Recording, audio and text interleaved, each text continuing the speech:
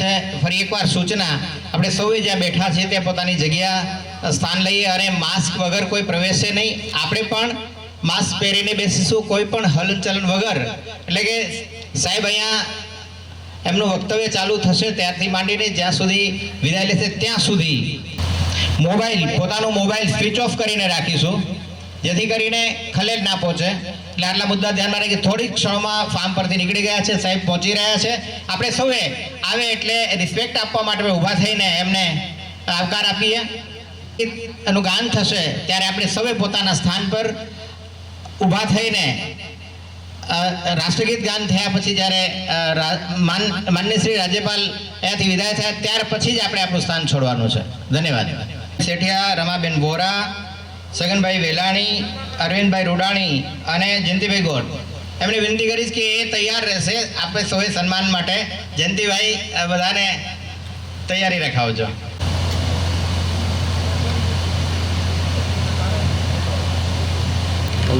મહામહિમ રાજ્યપાલ શ્રી આપણી વચ્ચે પધારી રહ્યા છે. અંદર હાલે આવજો. અંદર જવા નહીં દેખાય. એ ટોલ આ બ્રેક વાળા ટપ ટપ મારતા આપણે ઊભા થઈને મહામહિમ રાજ્યપાલ શ્રીનું અભિવાદન કરીએ. ભારત માતા કી, भारत माता की. हमारे बीच में हमारे राज्यपाल महोदय पधार चुके हैं. हम सभी का तहे दिल से स्वागत करें. कृपया अपने महानुभाव से विनती है कि अपना स्थान ग्रहण करें.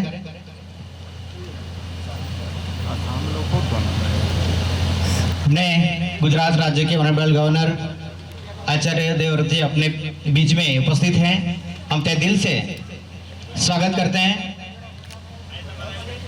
हमारे बीच में उपस्थित हैं डीडी बारोट साहब, निवासी समिति અને સ્ટેટ નોડલ શ્રીમતી પારુલબેન પટેલ, પારુલબેન કારા, જિલ્લા પંચાયત અધ્યક્ષા શ્રીમતી પ્રેરણાબેન ડીકે, કલેક્ટર શ્રી કચ્છ પ્રફુલભાઈ સેંજલિયા, संयोजक श्री सुभाष पालेकर प्राकृतिक खेती जन आंदोलन भव्य वर्मा साहब, जिला विकास अधिकारी श्री कच्छ, श्री विठल भाई सेठिया प्राकृतिक खेती गुजरात प्रदेश भारतीय किसान संघ. आप સૌનો ખૂબ જ હૃદયપૂર્વક ફરી એકવાર સ્વાગત છે. આપણા આંગણે પધારેલા મહેમાનોને આપણે આવકારીએ. સૌપ્રથમ હું વિનંતી કરીશ મહેમાનોનું શાબ્દિક સ્વાગત માટે અમૃતભાઈ પટેલને. નમસ્તે મિત્રો. આજના શુભમ એગ્રીકલ્ચર દ્વારા આયોજિત સુભાષ પાલેકર પ્રાકૃતિક ખેતી વિષયક પરિસંવાદના સમારંભના અધ્યક્ષ ગુજરાત રાજ્યના માનનીય રાજ્યપાલ આચાર્ય દેવવ્રતજી, ડિસ્ટ્રિક્ટ કલેક્ટર આદરણીય મેડમ, ડીડીઓ સાહેબ, નિયામક શ્રી આત્મા, ઓડીસી સાહેબ, પ્રધાન, આદરણીય મંચ, ઉપસ્થિત આપ સૌ મહેમાનો, આ તબક્કે આ કાર્યક્રમની અંદર આપ સૌ ઉપસ્થિત રહ્યા એ બદલ આપ સૌને શબ્દોથી સ્વાગત કરું છું. ધન્યવાદ. વેલકમ. કે મહેમાનોને આવકારીએ. અહીં હું विनती करीश हमारे बीच में उपस्थित हमारे गुजरात के ऑनरेबल गवर्नर महामहिम राज्यपाल श्री आचार्य देवव्रत जी का स्वागत करने के लिए रतिलाल भाई सेठिया को मैं विनती करूंगा कि कृपया साहब का स्वागत करें. આપણે તાળીઓથી વધાવીએ.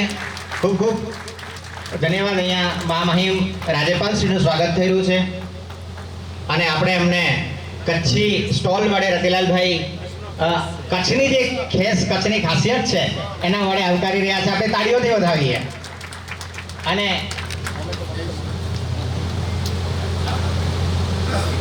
કચ્છની મોમેન્ટો ढिंगला, ढबुआ, कोरी, पाची, हमारे कच्छ नाणु है. हमारे कच्छ का कॉइन है सर, वो प्रेजेंट कर रहे हैं एक मोमेंट के रूप में. बहुत बहुत धन्यवाद.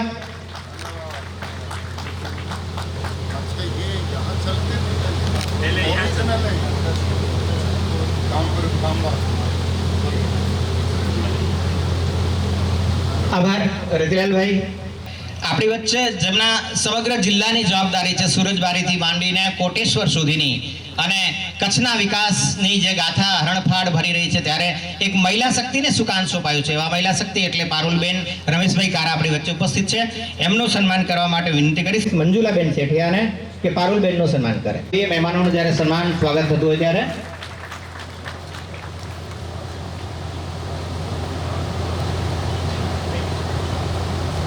એવા જ નારી શક્તિનું ગૌરવ આપણને સમાહરતા મળ્યા છે કચ્છને. કચ્છ કલેક્ટર પ્રવીણા ડીકે સાહેબાનું સ્વાગત કરવા માટે હું રમીલાબેન વોરાને વિનંતી કરીશ. રમાબેન વોરા.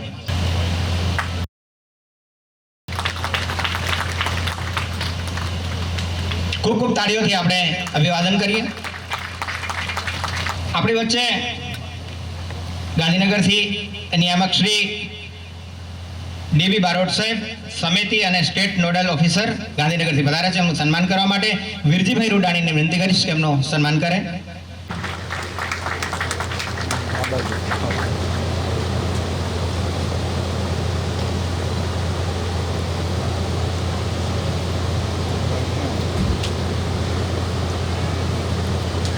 ત્યારબાદ શ્રી પ્રફુલભાઈ સેજલિયા, દાદાના નામથી, ગુલામના નામથી આપણે જાણીએ છીએ અને સમગ્ર ગુજરાતભરમાં પ્રાકૃતિક ખેતીની વાત ખેડૂતના ઘર ઘર સુધી પહોંચે એવો એક મિશન લઈને નીકળ્યા છે, આપણી વચ્ચે ઉપસ્થિત છે. એમનું સન્માન કરવા માટે હું વિનંતી કરીશ છગનભાઈ વેલાણી, પ્રમુખ શ્રી સેવા સહકારી મંડળી ગુણાતીતપુર.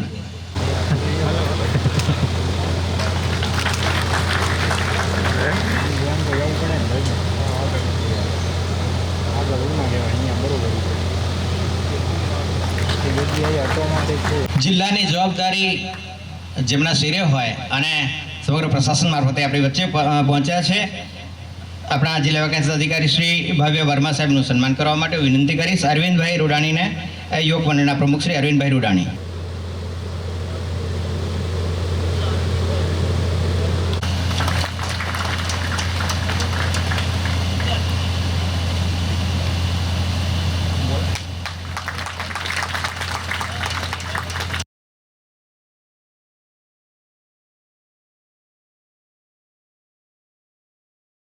હરેશભાઈ ઠક્કર આપણી વચ્ચે ઉપસ્થિત છે. એમનું સન્માન કરવા માટે પણ હું હિતેશભાઈ વોરાને વિનંતી કરું. હરેશભાઈ ઠક્કરનું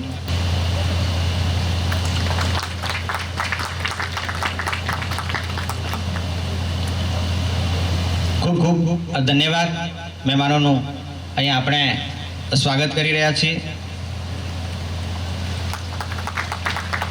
હિતેશભાઈ વોરા આપણી વચ્ચે ઉપસ્થિત છે. એમને વિનંતી કરીશ કે અહીંયા પોતાનું આજના પ્રસંગોચિત પોતાનું ઉદ્બોધન આપે.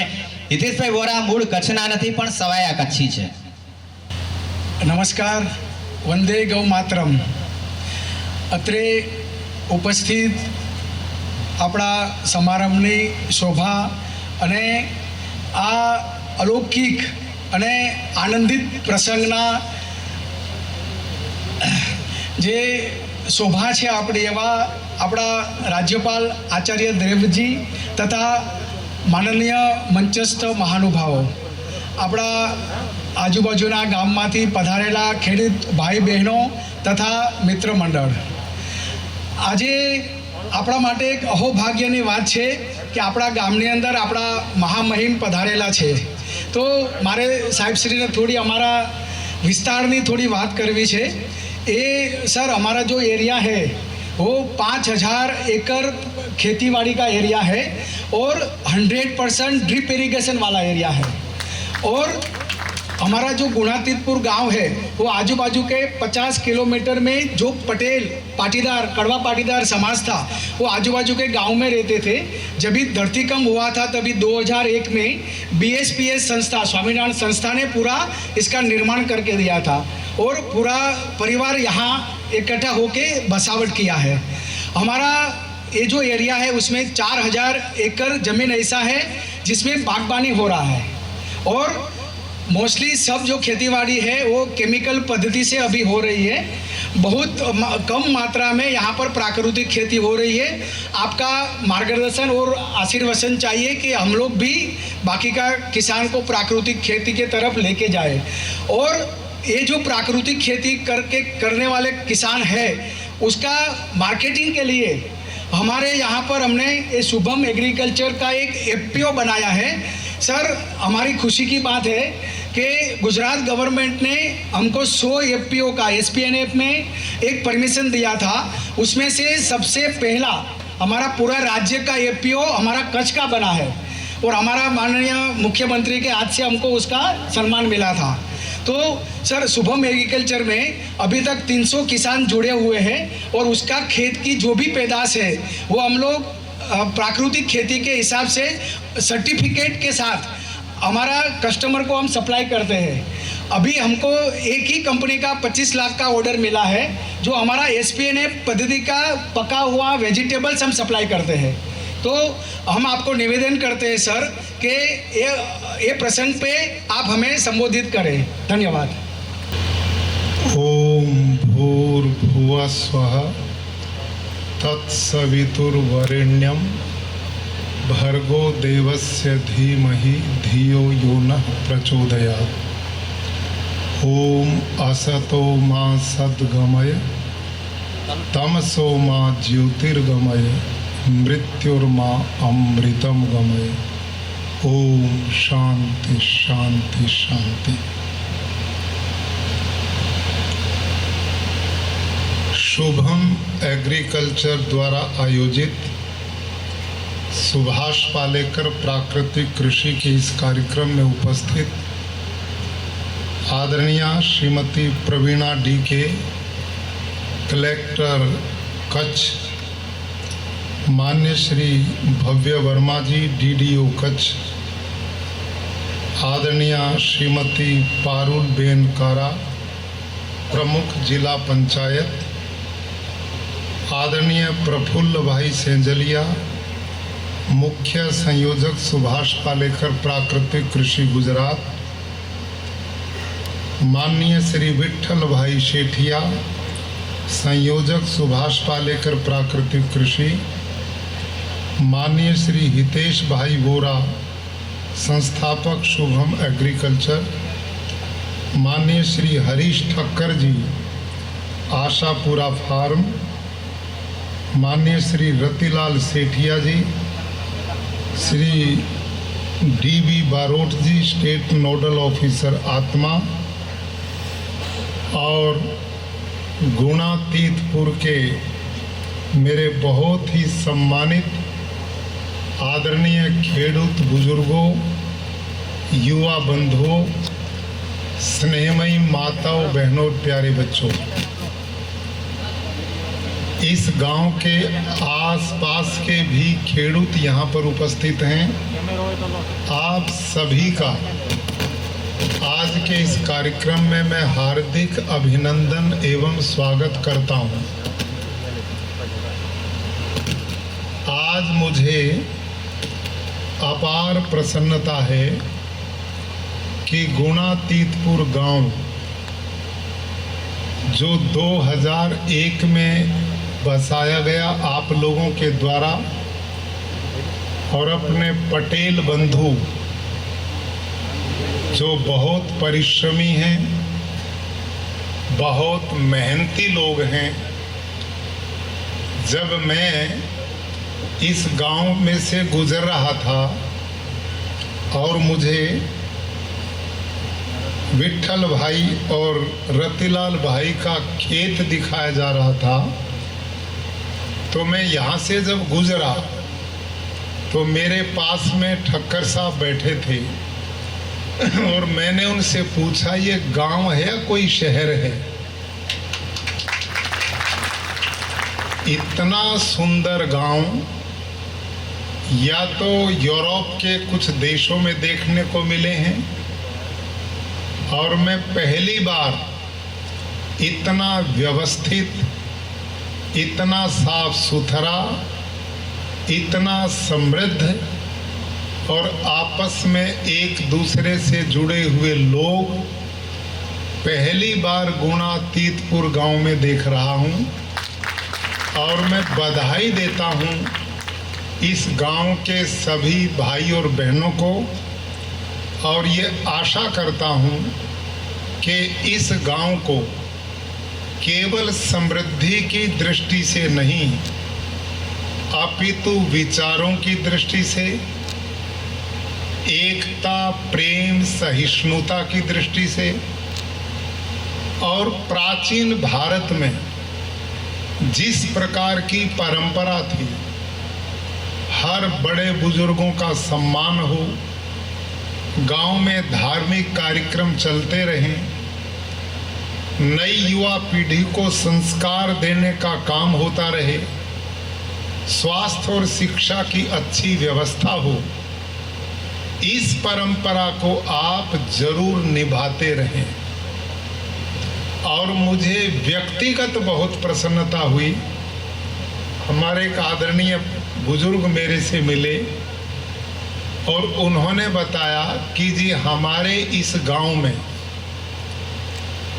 कुछ परिवार आर्य समाज से भी जुड़े हुए हैं। स्वामी दयानंद सरस्वती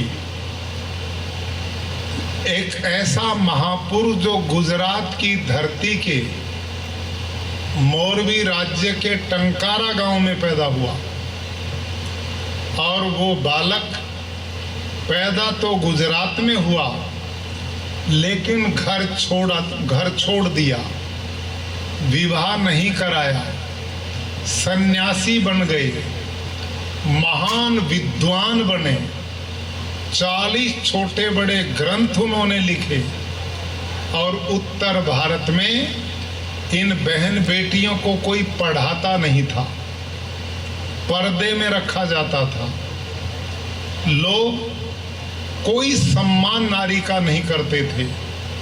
स्वामी दयानंद सरस्वती पहले व्यक्ति थे कि जिन्होंने एक नारा दिया, यत्र नार्यस्तु पूज्यन्ते रमन्ते तत्र देवता, कि जिस समाज में, जिस कौम में नारी जाति का सम्मान होता वहाँ देवता वास करते हैं और जहाँ नारियों के दुख के आंसू गिरते हैं वहाँ धर्म कर्म नष्ट हो जाते हैं।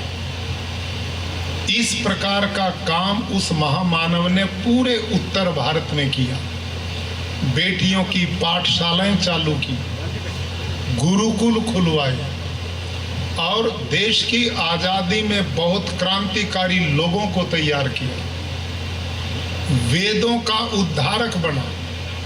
जिन वेदों को लोग भूल गए थे उनका परिचय धरती पर किसी महापुरुष ने कराया तो ऋषि दयानंद सरस्वती थे।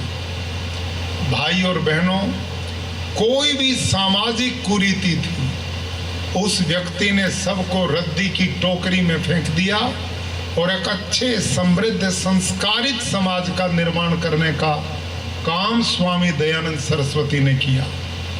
और आज मुझे गर्व है कि मैं गुजरात की धरती पे मुझे जो सेवा का अवसर दिया और आप जैसे भले लोगों में काम करने का मेरा सौभाग्य हुआ।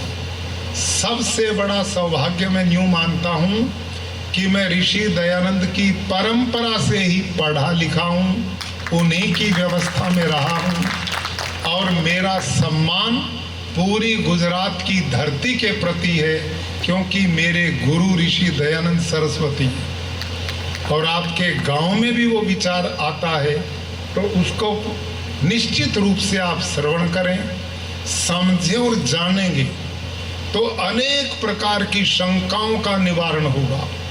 सत्य रास्ते का आपको बहुत अनुसरण करने का सौभाग्य मिलेगा। आज मैं प्रफुल्ल भाई सेंजलिया जी को बधाई देता हूँ। ये एक ऐसे व्यक्ति हैं कि जो रात और दिन घर के काम कोई नहीं करते, केवल और केवल किसानों की भलाई के लिए, लोगों के कल्याण के लिए रात दिन अपना जीवन आपने समर्पित किया हुआ है। और वो लगातार पूरे गुजरात में जैसा कार्यक्रम आज आपने किया है, ये तो कोरोना के कारण ज़्यादा भीड़ हम नहीं कर पा रहे। जिस समय कोरोना नहीं था और मैं 2 वर्ष पहले गुजरात में आया था तो उस समय खेड़ूत के 4 से 5 हजार इतनी बड़ी संख्या के कार्यक्रम लगातार हर 7वें दिन प्रफुल्ल भाई सेंजलिया के सौजन्य से हम करते रहे। अब कोरोना धीरे धीरे जा रहा है। भारत के माननीय प्रधानमंत्री जी को हम सब ने बधाई देनी चाहिए कि उनके कौशल के कारण, उनकी सूझबूझ के कारण, उनकी दूरदृष्टि के कारण उन्होंने इस देश को इस महामारी से बचा लिया। 135 करोड़ लोगों का देश, जहां कोई संसाधन नहीं थे, कोई टेस्टिंग की व्यवस्था नहीं थी, कोई पीपी किट की व्यवस्था नहीं थी, डॉक्टर इस बीमारी को जानते समझते नहीं थे, इसकी दवाई कुछ नहीं थी, लेकिन प्रधानमंत्री जी ने पूरे देश को मानो एक अनुशासन में बांध दिया। लॉकडाउन चलाया, साथ साथ वैक्सीन पर साइंटिस्ट को लगा दिया, कोरोना वॉरियर्स की टीम खड़ी हो गई। आज सारी सुविधाएं हमारे कुल 1.5 साल में पैदा कर दी और इतना बड़ा देश आज दुनिया का सबसे बड़ा वैक्सीनेशन करने वाला देश बन गया है। ये हम सब के लिए गर्व की बात है और सौभाग्य की बात है कि इस महामारी की लड़ाई में हम बड़ी तेजी से सही दिशा में कदम बढ़ा रहे हैं। आज आपके बीच में आने का जो सौभाग्य मिला है वो इसी प्राकृतिक खेती के मिशन के कारण मैं आया हूँ। भाई विठल भाई सेठिया और रतिलाल भाई सेठिया, उनका फार्म अभी मैंने देखा है और आप जितने खेडूत भाई बहन यहाँ पर बैठे हैं उन सब से मैं ये निवेदन करने आया हूँ कि आप भी समय निकालकर उनके खेत को देखिए। मैं खुद हरियाणा प्रदेश के कुरुक्षेत्र में रहता हूँ। कुरुक्षेत्र वही जगह है जहाँ कौरव पांडवों का महाभारत का युद्ध हुआ था। उसको धर्म भूमि बोलते हैं क्योंकि वहाँ धर्म अधर्म की लड़ाई में धर्म की विजय हुई थी। वहाँ मेरे 3-4 गुरुकुल चलते हैं जिनमें 4000 बच्चे आवासीय रूप से पढ़ते हैं। वहाँ हमारा 200 एकड़ भूमि का एक फार्म है, जमीन है। उस जमीन में भाई और बहनों मैं भी आप लोगों की तरह रासायनिक से खेती करता था। मैं यूरिया डालता था, डीएपी डालता था, पेस्टिसाइड डालता था, इंसेक्टिसाइड डालता था। वही जहर जो आप खेतों में डालते मैं भी डालता था। लेकिन मैंने अनुभव किया कि जो मेरे खेतों में पैदा होता है मैं अपने गुरुकुल में पढ़ने वाले बालकों को यही आहार देता हूँ। और मैं देखता हूँ अपनी आँखों से, मैं ऐसे ऐसे जहर खेत में डालता था जिसके स्पर्श से सांप भी मर जाते हैं, जिसके स्पर्श से जहरीले कीड़े मर जाते हैं। और ये अनाज इन मासूम बच्चों के अंदर जाएगा तो इन बच्चों का कितना नुकसान करेगा, ये कितना पाप मैं कर रहा हूँ। मैंने कई बार अपने खेत में स्प्रे करने वाले मजदूर को देखा, वो कई बार स्प्रे करते करते उस कीटनाशक की गंध से बेहोश हो जाता था, उसको डॉक्टर पे ले जाना पड़ता था। ऐसी घटनाएं कई मैंने और लोगों के यहाँ देखी। मैंने सोचा कि जो जहर साग में, सब्जी में, फलों में, अनाज पे मैं डाल रहा हूँ और वो इन बच्चों को खिला रहा हूँ, जानते कि जहर में खिला रहा हूँ, तो इसका पाप तो मुझे लगेगा। और मैंने ये सोचकर निर्णय लिया कि मैं ये जहर वाली खेती नहीं करूँगा और निर्णय लिया मैंने जैविक खेती करूँगा, ऑर्गेनिक फार्मिंग करूँगा। अब आपने समझना है मेरी बात को। ऑर्गेनिक फार्मिंग जिसको जैविक खेती बोलते हैं, और सुभाष पालेकर की प्राकृतिक खेती, इन दोनों में अंतर है। ये एक नहीं है। हर वो खेती जो जैर मुक्त है वो हमारी पद्धति अलग है उससे, ये जानना जरूरी है। अब मेरे को भी नहीं पता था और मैंने जहर से बचने के लिए जैविक खेती शुरू कर दी। अब जैविक खेती में क्या होता है, वो नीचे पिट बनाए जाते हैं, उनमें गोबर डाला जाता है, उनमें आयातित बाहर के देशों का हलसिया डाला जाता है।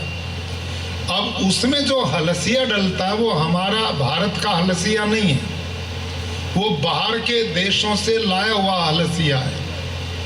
वो जो जैविक खाद बनाने के लिए वर्मी कंपोस्ट में जो प्रयोग करते हैं, वो हलसिया मिट्टी नहीं खाता, वो केवल गोबर खाता है। एक बात। नंबर 2, वो जो हलसिया है वो दूसरे देशों का है, वो 30-35 डिग्री टेम्परेचर बढ़ेगा तो वो मर जाएगा, और एक निश्चित ठंड होगी तो भी मर जाता है। तीसरा, वो हलसिया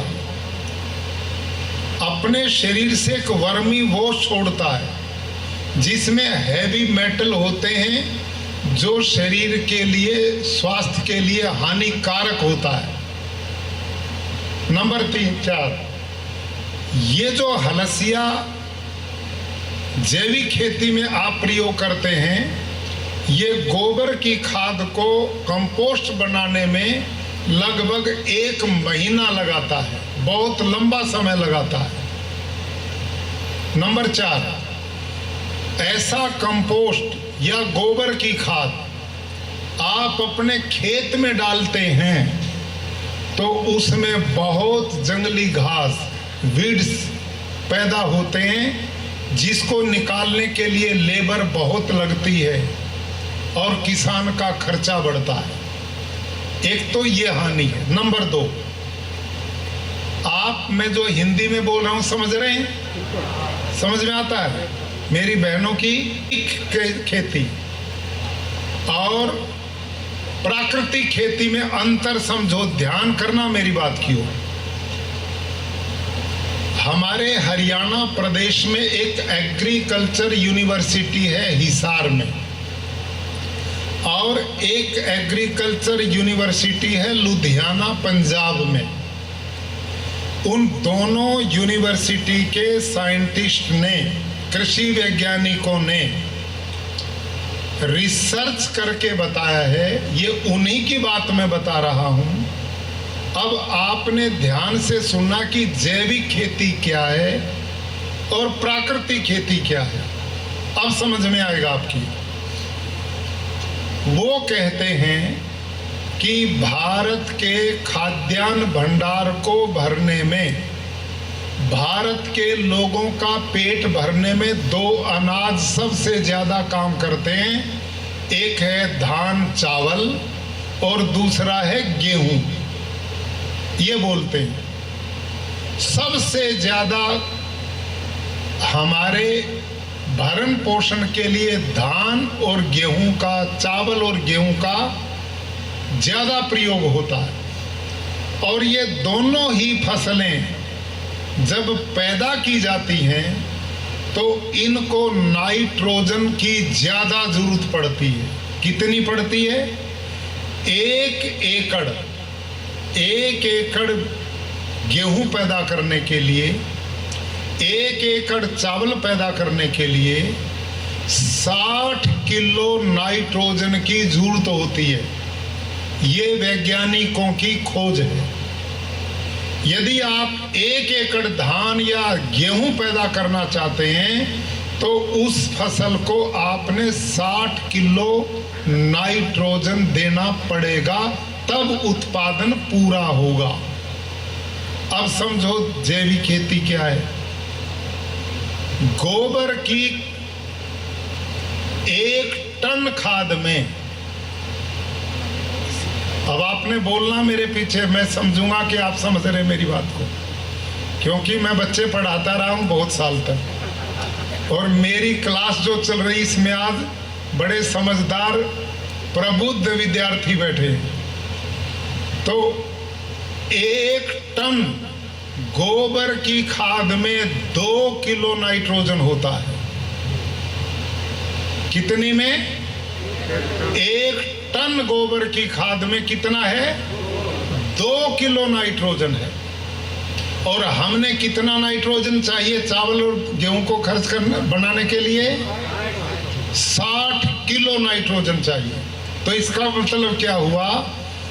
300 क्विंटल गोबर की खाद, 300 क्विंटल गोबर की खाद पड़ेगी तो 60 किलो नाइट्रोजन पूरा होगा। समझ में आ गई? अब आपसे मैं पूछता हूं, एक खेडूत पर एकड़ 1 जमीन की और उसमें 300 क्विंटल गोबर की खाद डालनी पड़ गई तो कितने गाय पशु रखने पड़ेंगे जी? ये तो 10-20 रखने पड़ेंगे। अब 1 एकड़ में वो 10-20 पशु का पालन करेगा या बच्चों का पालन करेगा? संभव नहीं है ना ये। और इस धरती पे भारत में कितनी जमीन है, यदि हर एकड़ में 60 किलो नाइट्रोजन की पूर्ति के लिए 300 क्विंटल गोबर डालना पड़ेगा तो हमारे पास पशुधन नहीं है, ये पूरा हो ही नहीं सकता। ये इसलिए मैंने बताया कि हम जब जैविक खेती की बात करते हैं तो हमारे कृषि वैज्ञानिक बोलते हैं कि भाई इस पद्धति से हम लोगों का पेट नहीं भर पाएंगे, उत्पादन कम हो जाएगा, इतना गोबर कहाँ से आएगा, उत्पादन पूरा नहीं होगा तो देश में भूखमरी फैल जाएगी। और गोबर की इतनी खाद खेत में डालोगे तो उसमें जो गैसी जो निकल करके आकाश में मिलके पर्यावरण को भी दूषित कर देंगी। वो बिल्कुल ठीक है, वो ठीक कहते हैं। इसलिए मैं आपको ये बात विशेष रूप से अपनी शुरू की है कि जैविक खेती को इस देश में पिछले 30-40 साल से सरकारें करवा रही हैं, लेकिन हमें सफलता नहीं मिली और कृषि वैज्ञानिक भी पीछे हट जाते हैं।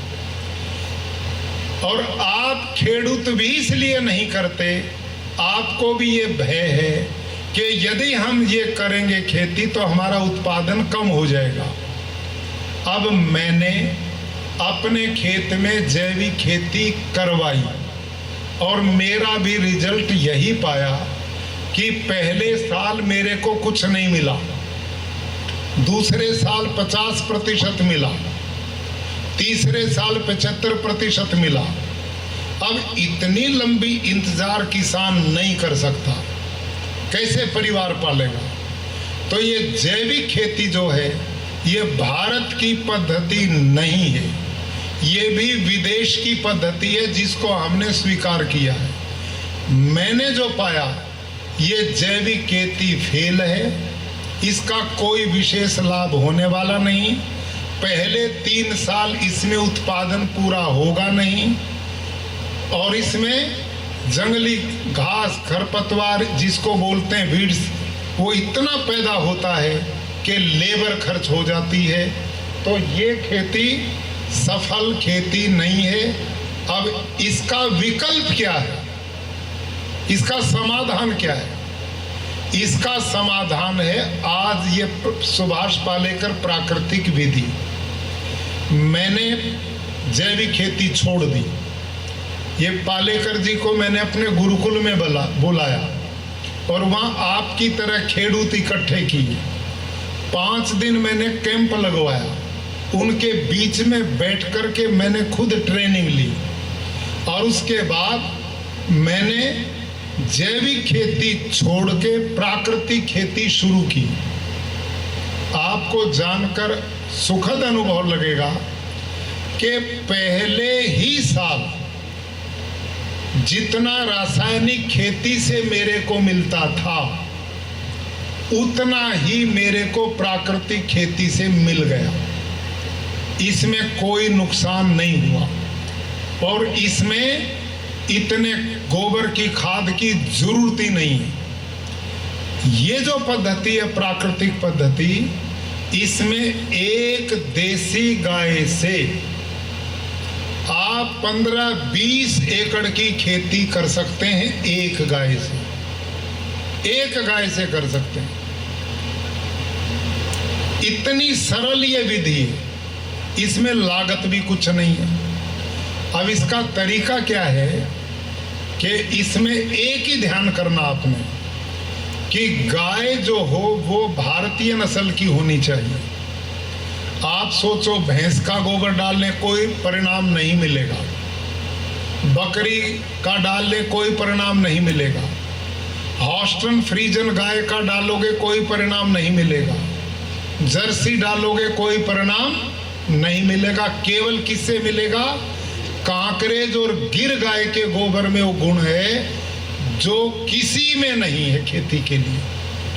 मैंने और पालेकर जी ने देसी गाय के गोबर को लेबोरेटरी में टेस्ट करवाया, कई बार करवाया, और उस टेस्ट करवाने के बाद में क्या पाया कि कांकरेज और गिर, साहिवाल, थारपारकर, राठी, हरियाणवी जो देसी गाय हैं, इनकी आंतों में भगवान ने वो जीवाणुओं की फैक्ट्री लगाई है कि इसीलिए इनको गौ माता कहते हैं।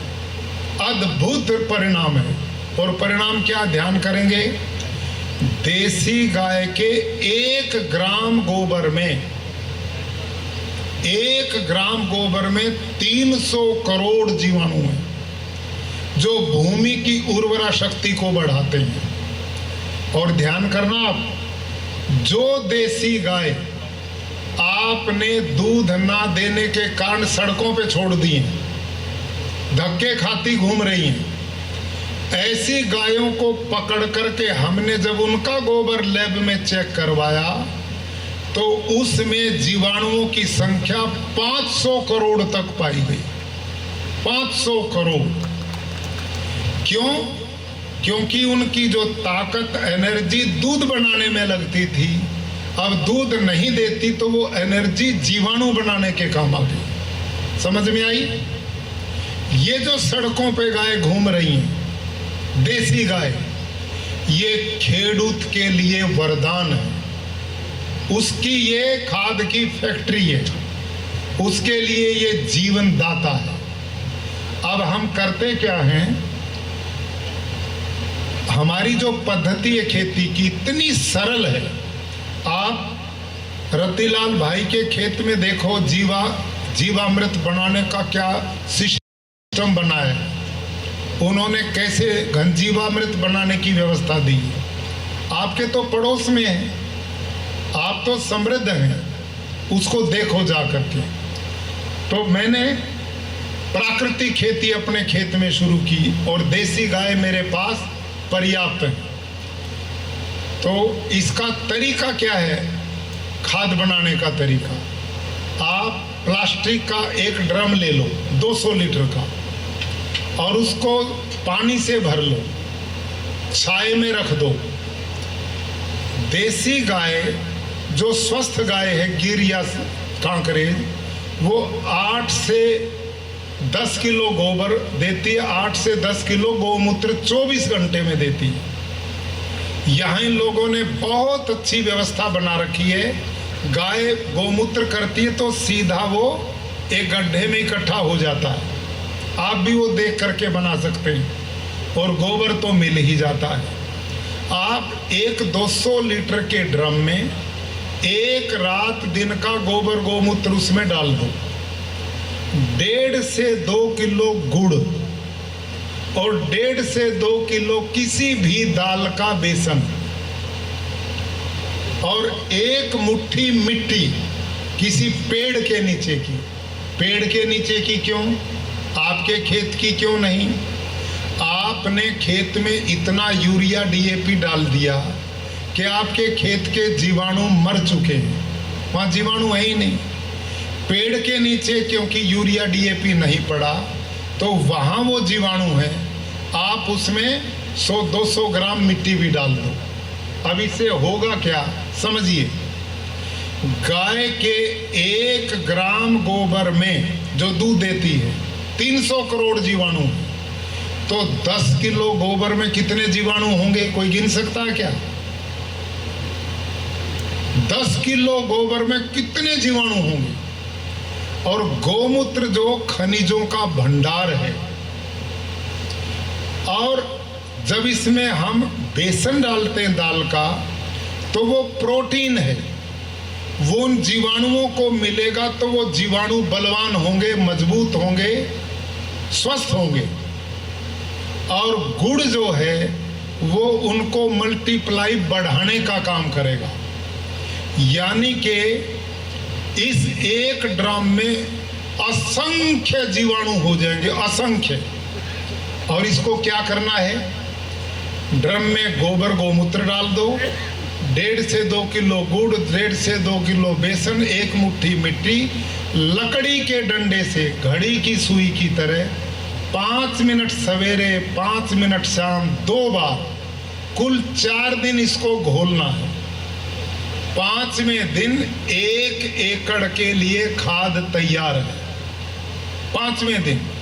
अब बताओ ईमानदारी से, दुनिया में अब तक कोई ऐसी पद्धति है कि 1 एकड़ का खाद 5 दिन में तैयार हो जाए? कोई पद्धति नहीं है। और उसको आप ड्रिप के माध्यम से पौधों तक भेज सकते हैं, और पानी खुला छोड़ते हैं तो उसके ऊपर बूंद बूंद डाल के खेत में भेज सकते हैं। अब जब ये खेत में जाएगा तो ये कैसे काम करेगा? जैसे हमारी ये माताएं बहनें 1 क्विंटल दूध में 1 चम्मच दही डाल दें, तो 1 क्विंटल दूध दही में बदल जाएगा कि नहीं? हाँ या ना? बदल जाएगा ना? ऐसे ही जब ये जीवामृत खेत में जाएगा, ड्रिप के द्वारा जाओ, स्प्रिंकल के द्वारा जाओ, पानी के द्वारा जाएगा, तो खेत में जो मिट्टी के जीवाणु हैं उनमें जाकर के ये असंख्य जीवाणु बढ़ाएगा, उनकी कोई गिनती नहीं। और वो जो जीवाणु हैं वो पौधे की जड़ के पास जाकर पौधे के लिए भोजन का निर्माण करते हैं। और ध्यान करो, आकाश में जो 78% नाइट्रोजन है वायुमंडल में, ये जीवाणु उसको खींचते हैं और पौधे की जड़ को देते हैं। आप जितना जीवामृत का प्रयोग खेत में करोगे, आपकी धरती की गुणवत्ता बढ़ती चली जाएगी, उसका ऑर्गेनिक कार्बन बढ़ता चला जाएगा, हर साल आपका उत्पादन बढ़ता ही जाएगा। ये एक तरीका है। और ऐसे ही हम घन जीवामृत बनाते हैं। ये तो बहुत सरल विधि है। घन जीवामृत कैसे बनेगा? आप देसी गाय का 1 क्विंटल गोबर लो, उसको बारीक कर लो, पीट के बिछा लो, उसके ऊपर ऐसे 1 से 1.5 किलो गुड़ डाल दो, 1 से 1.5 किलो उसमें बेसन डाल दो, और ऐसी 100-200 ग्राम मिट्टी डाल दो, और उसको मिला करके रख दो। ये 6 महीने भी खराब नहीं होता। और इसमें इतने जीवाणु बनेंगे, जब आप खेत बोने जाते हो बीज डालने, उससे पहले इसको खेत में डाल के फिर फसल लगाओगे, तो ये DAP का काम करेगा, पूरा DAP का। और जीवामृत जो है वो आपके यूरिया का काम करेगा।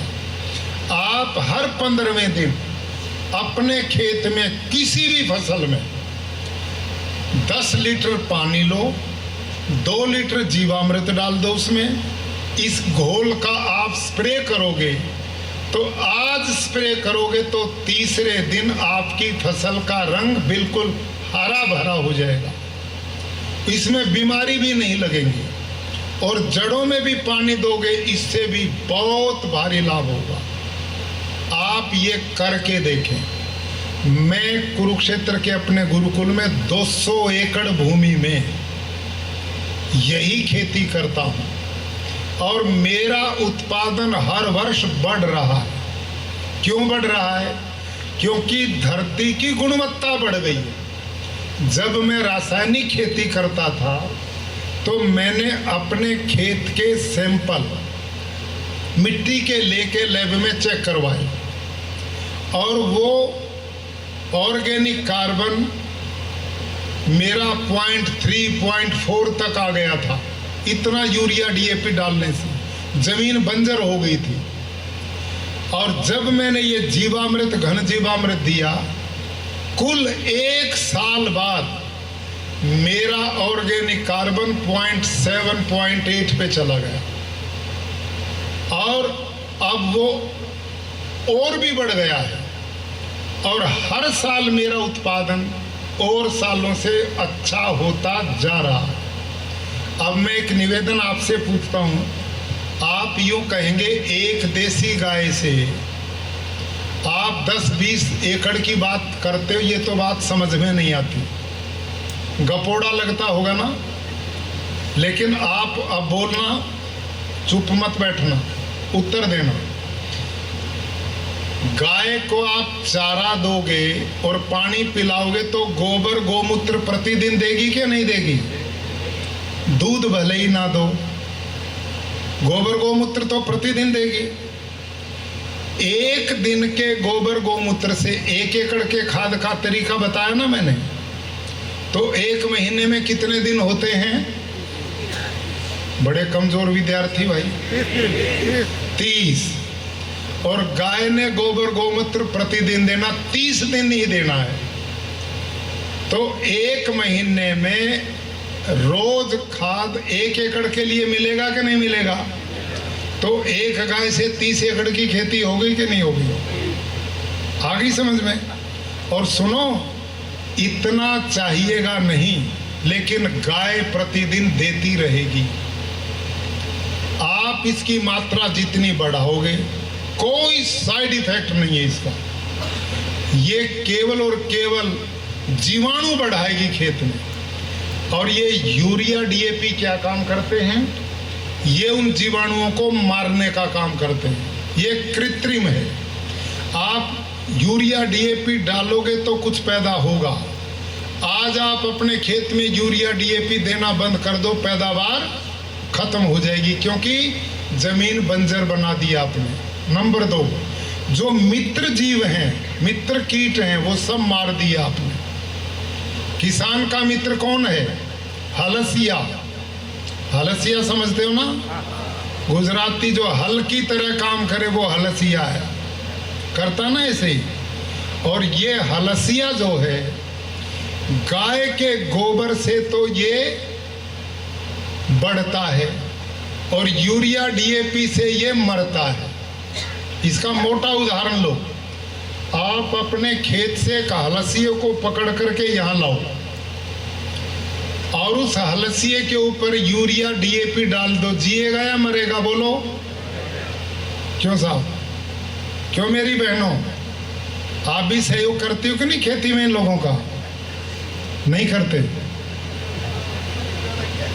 तो हलसिए पर यूरिया डीएपी डालोगे, जिएगा या मरेगा भाई? मरेगा। अच्छा अब ये बताओ, उसी हलसिए पे गाय का गोबर डाल दो तो बढ़ेगा कि नहीं? तो यही तो हम कर रहे हैं खेतों में। आपने यूरिया डीएपी कीटनाशक डाल करके हलसिया जैसे अनेक मित्र कीटों को सबको मार दिया और उसका परिणाम अब आपकी जमीन दिन पर दिन बंजर हो रही है और आप आने वाली पीढ़ियों को बंजर जमीन दे करके जाओगे। और प्राकृतिक खेती करते हो तो आप बंजर नहीं, उपजाऊ जमीन दे करके जाओगे। कैसे? जिस धरती पे जहर रासायनिक खाद लंबे समय पड़ेगा, उसका organic carbon day by day कम हो जाएगा, उसके जीवाणुओं की संख्या कम होगी और जीवाणु जहां ज्यादा वहीं जमीन ताकतवर बनती है, पुष्ट बनती है। और जहाँ जीवाणु नहीं वो बंजर बनती है और वो आने वाली पीढ़ियों के लिए बर्बादी का रास्ता है। आपको मैं अपने खेत का एक उदाहरण देता हूँ, प्रैक्टिकल, इसको समझना। प्राकृतिक खेती में और रासायनिक खेती में अंतर क्या है? मैंने जब प्राकृतिक खेती शुरू की तो जो कृषि वैज्ञानिक मेरे जानकार थे उन्होंने कहा कि इसमें कुछ नहीं होगा, आप बर्बादी के रास्ते पे चल रहे हो, यूरिया डीएपी के बिना काम नहीं चलेगा। लेकिन मैंने उनकी नहीं मानी और ये प्राकृतिक तरीका अपनाया और मेरे खेत का उत्पादन बिल्कुल कम नहीं हुआ, बढ़ना शुरू हो गया। और उन कृषि वैज्ञानिकों ने अपनी आंख से इसको देखा और देख करके कहा यह है करिश्मा। तो उन्होंने एक बार क्या किया कि हम आपकी मिट्टी को फिर टेस्ट करवाते हैं। मैं कहा कराइए। और क्या हुआ, एक डॉक्टर हरिओम जी हैं हमारे यहाँ साइंटिस्ट, कृषि वैज्ञानिक, उन्होंने एग्रीकल्चर यूनिवर्सिटी हिसार के 2 गाड़ियां भर के आई साइंटिस्ट की और उन्होंने ये जानना चाहा कि ये प्राकृतिक खेती में कुछ है या वैसी बहका रहे हैं लोगों को। और उन्होंने प्रैक्टिकल क्या किया, 8-7 कृषि वैज्ञानिक आए और मेरे खेत के बराबर में जो लोग रासायनिक खेती करते थे ऐसे 5 खेडूत की अलग अलग जमीन के सैंपल उन्होंने लिए, 5 खेडूत के, और उनके सैंपल लेके उन्होंने उस मिट्टी को 5 की को ऐसे मिला लिया और मिला करके अपनी लैब में रिसर्च किया, टेस्ट किया उसके ऊपर। और टेस्ट में क्या पाया कि 1 ग्राम मिट्टी, जो रासायनिक खेती करते थे, 1 ग्राम मिट्टी में 30 लाख जीवाणु पाए। कितने पाए बोलो भाई, कितनी मिट्टी में? 1 ग्राम मिट्टी में कितने? 30 लाख जीवाणु मिले। किन के? जो रासायनिक खेती करते थे। अब उन्होंने क्या किया, मेरे खेत की 5 जगह से मिट्टी उठाई, उसके भी सैंपल लिए, उसको भी 5 को ऐसे मिला लिया और फिर लेबोरेटरी में टेस्ट किया। और टेस्ट करने के बाद जो रिपोर्ट आई, अब उसको ध्यान से सुनना, साइंटिस्ट की रिपोर्ट है, यूं की यूं रखी है, आप जा सकते हैं। उन्होंने रिपोर्ट दी हमारी मिट्टी में, उसमें 30 लाख जीवाणु 1 ग्राम में, और मेरे खेत की 1 ग्राम मिट्टी में 161 करोड़ जीवाणु मिले, 161 करोड़। उसी दिन वो सरेंडर कर गए। उसी दिन उन्होंने कहा कि ये अजीब करिश्मा है, जिस धरती में इतना जीवाणु होगा भंडार, उसकी पैदावार तो बढ़ेगी। तो मेरे प्यारे खेडूत भाइयों, आप सब से हम प्रार्थना करने आए हैं कि आप बहुत समझदार लोग हैं, बहुत मेहनती लोग हैं, बहुत प्रगतिशील किसान हैं, खेडूत हैं। आप यदि इस पद्धति को अपनाएंगे तो बहुत बड़ा भला दुनिया का करोगे। आज गड़बड़ क्या हो गई, ये जो रासायनिक खेती हम करते हैं इससे पर्यावरण दूषित हो गया, पानी पीने लायक नहीं बचा, हर आदमी हार्ट अटैक, कैंसर और बीमारी से जूझ रहा है, गौ माता खतरे में है, किसान की लागत खेती में बढ़ रही, आय घट रही है।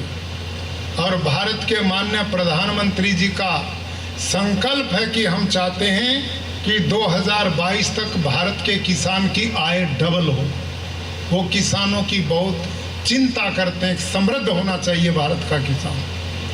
अब मैं आपसे पूछता हूं कि रासायनिक जो खेती करोगे, यूरिया, डीएपी, पेस्टिसाइड, कितना महंगा वो पड़ता है। और उसको डालने के लिए लेबर कितनी पड़ती है, और जब वो वातावरण में फैलता तो प्रदूषण कितना फैलाता है। आप में कुछ ऐसे आदरणीय बुजुर्गों को मैं देख रहा हूँ जिन्होंने एक घटना सुनी होगी, भोपाल में गैस कांड हुआ था, याद है कि नहीं को? हुआ था ना? वो भोपाल में जो गैस कांड हुआ था, वो गैस कौन सी थी? वो कीटनाशक ही तैयार करने वाली फैक्ट्री थी। 1 घंटे के रिसाव में सरकारी आंकड़ों के अनुसार 30,000 व्यक्ति उसकी गंध से ही मर गए थे। और आप और हम अपने खेतों में ये रोजाना ही काम करते हैं, सबके पिट्ठू बंधे हुए हैं और स्प्रे चल रहे हैं। स्प्रे करने वालों को चर्म रोग हो जाते हैं, सिर में दर्द हो जाता है, पेन हो जाती है, बीमारियां फैलती हैं। आप सबसे मैं पूछता हूं, जब रासायनिक खेती नहीं थी, हम कहीं भी पानी पी लेते थे, कोई खतरा था क्या? आज बोतल लिए फिरते हैं, पानी पी नहीं सकते कहीं, क्योंकि सारे पानी में जहर मिला दिया हमने। जितने अनाज हैं इनमें इतना जहर डालते हैं कि स्लो पॉइजन मेरे आपके शरीर में जाकर अनेक, किसी की किडनी खत्म, किसी का फेफड़ा खत्म, किसी की पेनक्रियाज खत्म, किसी को कैंसर है, किसी को हार्ट अटैक है।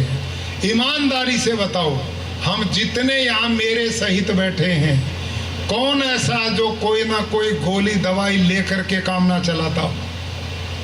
सब बीमार कर दिए इस जहर ने। इसका तरीका, मैं एक नारा देता हूं लोगों को, अब तक आप ढूंढ रहे हैं फैमिली डॉक्टर। क्या ढूंढते हैं? Family doctor.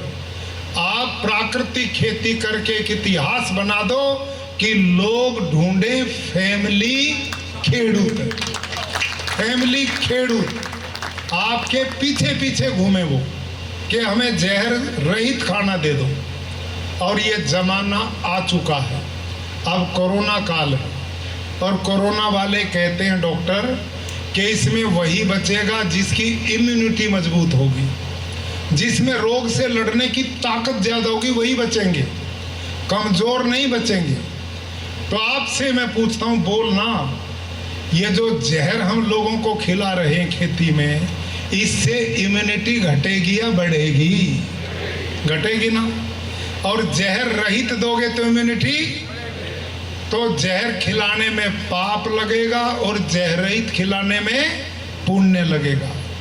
भाई लोगों, मंदिर में घंटी भले ही ना बजाओ, लेकिन ये असली काम कर दो, ये है भगवान की पूजा, ये है सही अर्थों में ईश्वर को खुश करना। इस धरती पर जितने प्राणी हैं ये भगवान की संतान है, परमात्मा ने पैदा किए हैं। यदि हम उनको स्वस्थ रखते हैं, निरोग रखते हैं, उनके मन विचार को पवित्र बनाते हैं, तो भगवान प्रसन्न होंगे। और यदि परमात्मा के पैदा किए प्राणियों को हम जहर खिला करके बिना उम्र के मार रहे हैं, तो कितनी घंटी बजा लो, भगवान खुश नहीं होने वाले।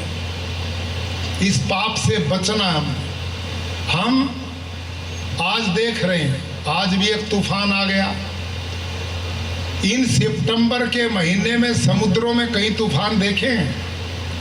इस पिछले 2 महीने में 3 तूफान आ चुके हैं समुद्री।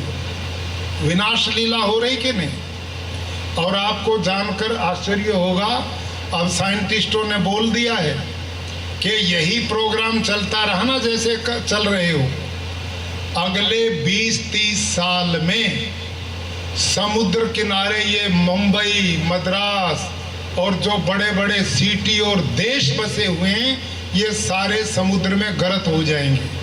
क्यों? क्योंकि इन रासायनिक चीज़ों से धरती का तापमान बढ़ रहा है, और जो ग्लेशियर है ना, पहाड़ हैं बर्फ के, वो पिघल रहे हैं, और वो पानी पिघल करके समुद्र में आकर समुद्र के वाटर लेवल को ऊपर बढ़ा रहा है। सारी नदियां सूख जाएंगी, समुद्र का पानी बढ़ जाएगा, उसके किनारे बसे लोग उसमें समा जाएंगे। और धरती का तापमान यदि 1.5-2 डिग्री बढ़ता है तो आपके खेतों का उत्पादन 60% कम हो जाएगा, बर्बाद। ये दुनिया खत्म होने के रास्ते की ओर हम बढ़ रहे हैं।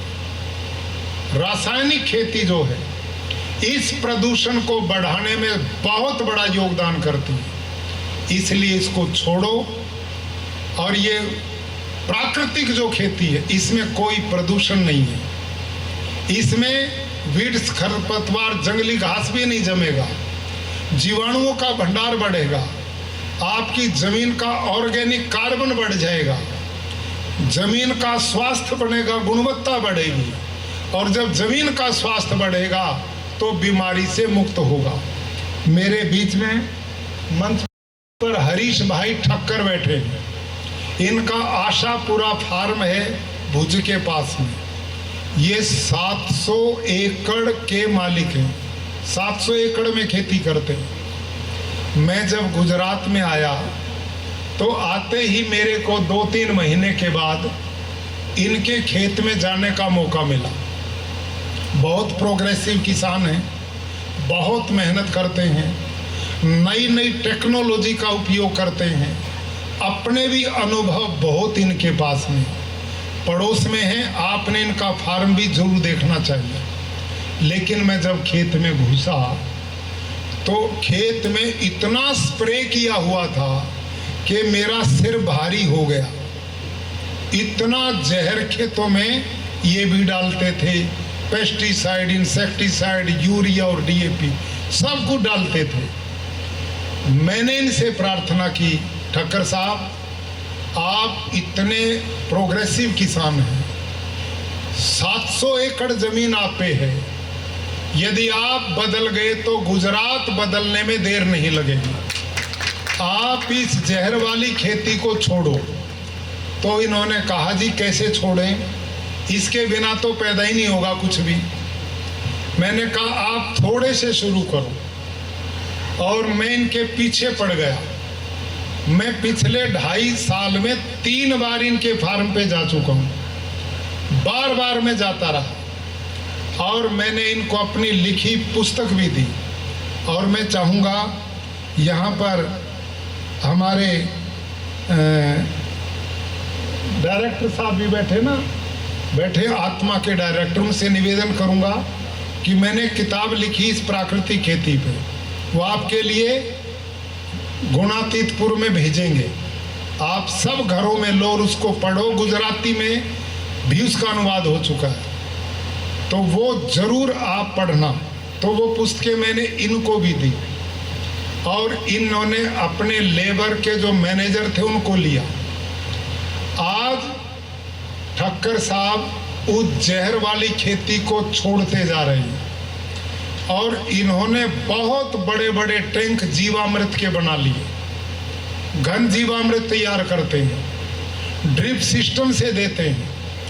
अभी मेरी इनसे बात हो रही थी रास्ते में, इन्होंने बताया कि मेरा एक ही खेत से लगभग 60 लाख रुपया एक साल में जहर का, यूरिया का, डीएपी का बच गया डालना। इतना पैसा इनका बच गया। और रतिलाल सेठिया भाई जी खड़े हैं सामने, इनसे भी मैंने पूछा, भी इनका खेत देख करके आया। यही रिपोर्ट इनकी है कि जी मेरा 50-60 लाख रुपया जो यूरिया, डीएपी, कीटनाशक, इंसेक्टिसाइड पे मैं डालता था वो मेरा पूरा बच गया। और ये दोनों लोग आपके बीच में खड़े हैं, दोनों का उत्पादन घटा नहीं, लागत इतनी कम हो गई, पानी 50-60% बच गया, पर्यावरण को खराब होने से बचा दिया, गौ माता का पालन हो गया, लोगों को स्वस्थ भोजन दे दिया, इनकी आय बढ़ गई। तो ये रास्ता ठीक है या आप वाला रास्ता ठीक है? बोल तो पड़ो, ये रास्ता ठीक है? तो अब ईमानदारी से हाथ खड़ा करके मेरे को वचन दो कि हम इनके खेतों को देखेंगे और अपने खेत को भी प्राकृतिक खेत वाह वाह, इनके लिए बहनों तुम ताली तो बजा दो। बहुत अच्छा, बहुत अच्छा। इतने भले समझदार पटेल बहादुर लोग जिनके गांव में मैं आया और आपने मेरी बातों को इतने ध्यान से सुना, यदि उसका कोई लाभ ना हुआ तो बताओ मेरे आने का यहाँ क्या फायदा होगा। और गारंटी मैं लेता हूँ, ईमानदारी से करना है। ये मत करना कि भाई देसी गाय नहीं तो अंग्रेजी गाय का गोबर डाल लो, क्या फर्क पड़ता है, फिर बात नहीं बनेगी। जैसा विधि वैसा करो। आप इनके खेतों को देखो, और मैं इनको बधाई देता हूँ, विठल भाई और रतिलाल भाई को, कि इनकी जो धर्म पत्नियां हैं उन बहनों को भी मैं बधाई देता हूँ कि उन्होंने अपने खेत का उत्पादन की प्रोसेसिंग कर रखी है। खेत में यूनिट लगा रखा है, जो पैदा करते हैं उसकी पैकिंग करते हैं और फिर उसको बाजार में बेचते हैं। जो बिचौलिया आपको लूटता है बिना काम किए, आपने उसको बाहर निकाल दिया। और आपकी खुशी के लिए अब हम प्रदेश सरकार के सौजन्य से एक अभियान मैंने चलाया कि हर डिस्ट्रिक्ट हेडक्वार्टर पे, हर तहसील में हम एक अलग दुकान और मार्केट बाजार बनाने जा रहे हैं, जहां पर प्राकृतिक खेती करने वाले किसान अपना सामान बेच पाएंगे और उनको भरपूर उसका लाभ मिलेगा। और जो एफपीओ की चर्चा अभी विठल भाई जी ने की थी, वो एफपीओ लगभग 80 एफपीओ हम गुजरात में बना चुके हैं। और उन एफपीओ में हमने रासायनिक खेती वाले किसान को घुसने नहीं दिया है, केवल और केवल प्राकृतिक खेती वाले उसमें आएंगे। उसमें प्रोसेसिंग होगी, उसमें मार्केट मिलेगी, आपका उचित मूल्य मिलेगा, लाभकारी मूल्य मिलेगा और आप पुण्य के भागी होंगे। तो मैं विश्वास करता हूं कि आप सब खेडूत बंधु आज से संकल्प लेंगे। हमारे प्रफुल्ल भाई सेंजलिया जी बैठे, इनसे संपर्क रखेंगे और इस मिशन को बढ़ाएंगे। मैं आपके गांव को देखकर अति प्रसन्न हुआ हूं और मैं समझता हूं कि आप बदलेंगे तो इलाका बदल जाएगा, आप संभलेंगे तो सब समझ जाएंगे, आप ये करेंगे तो सब प्राकृतिक खेती की ओर बढ़ेंगे।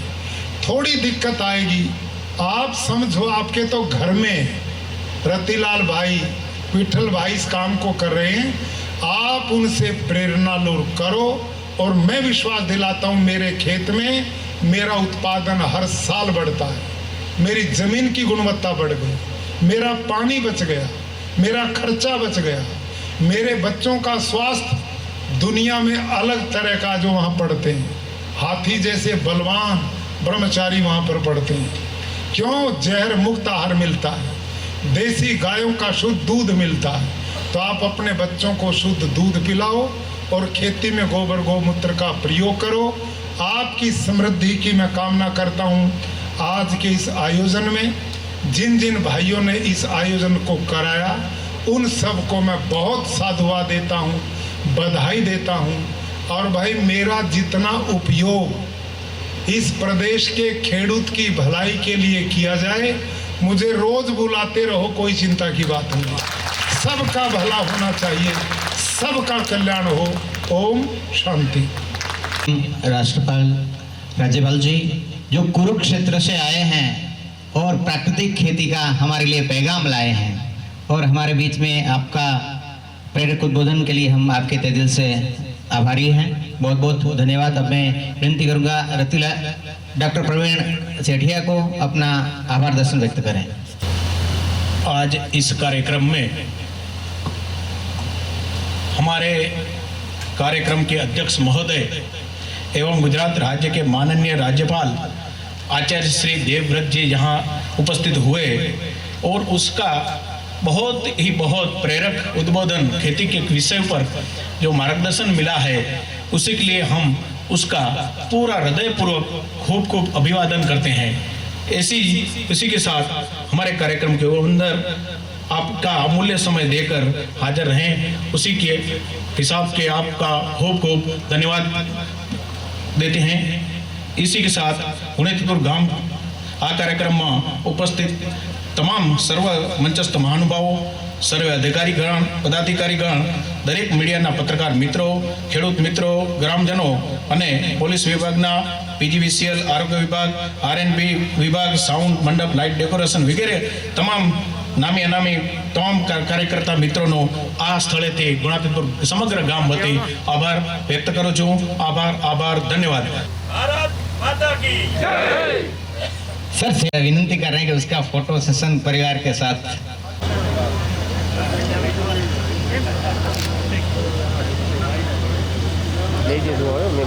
हाँ हाँ